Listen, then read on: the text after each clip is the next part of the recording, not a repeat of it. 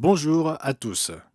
Monsieur Rob Tyler nous informe que la conférence du monde demain qui s'est tenue le sabbat dernier à Adélaïde en Australie a connu un grand succès. Il y a eu 49 visiteurs et 30 membres. Cela représente un peu moins de 8% de réponses de la part des visiteurs. La plupart des invités sont restés après la conférence et semblaient sincèrement reconnaissants pour les émissions du Monde de demain, notre revue et toute la littérature que nous fournissons. Beaucoup ont indiqué leur intention d'assister à nos assemblées de sabbat à la suite de cette conférence. Nous devons donc attendre et voir. Souvent, les gens promettent des choses qu'ils vont faire ou disent quelque chose, mais ils ne le font pas. Mais jusqu'à présent, la réponse est très encourageante. Près de 8% de réponses, c'est bien plus que la moyenne qui se situe généralement autour de 1 ou 2%. Ce chiffre est un peu plus élevé dans les régions internationales. Nous verrons donc comment Dieu guidera certains de ses abonnés. Mais ce fut un grand privilège, comme le dit M. Tyler, de rencontrer ceux avec qui Dieu œuvre en ce moment. M. Tuwa Lebei a donné des nouvelles de nos frères et sœurs de l'État Chin.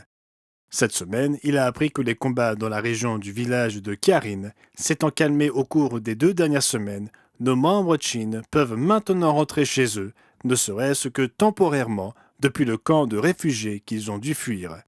Ils ont cependant été avertis par le chef du village qu'ils devaient se tenir prêts à fuir à tout moment.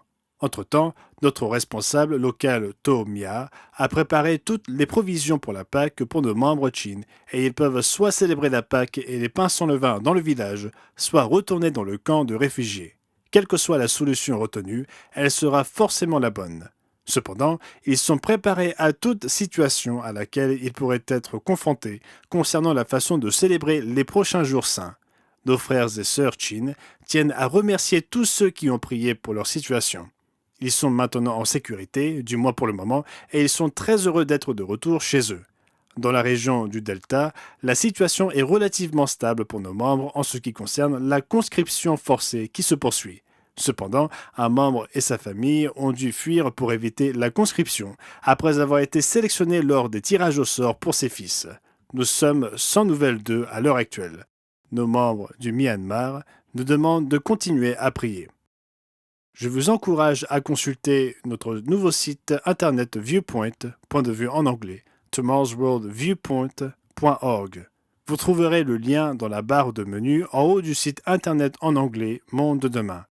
Et si vous vous abonnez à la chaîne YouTube des Viewpoint, vous serez notifié automatiquement de nouvelles vidéos. Vous y trouverez de très bons points de vue. J'en ai remarqué quelques-uns l'autre jour et je vous encourage tous à les consulter si vous ne l'avez pas encore fait, ainsi que le nouveau site internet de Viewpoint. La réalisation de la semaine dernière s'intitule L'épidémie d'opioïdes au Canada et examine comment le Canada est devenu un pays exportateur de cette drogue dangereuse.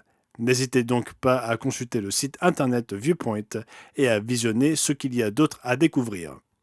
Donc c'était Gerald Weston pour l'Église du Dieu vivant pour la semaine se terminant le 13 avril 2024. Je vous souhaite un merveilleux sabbat.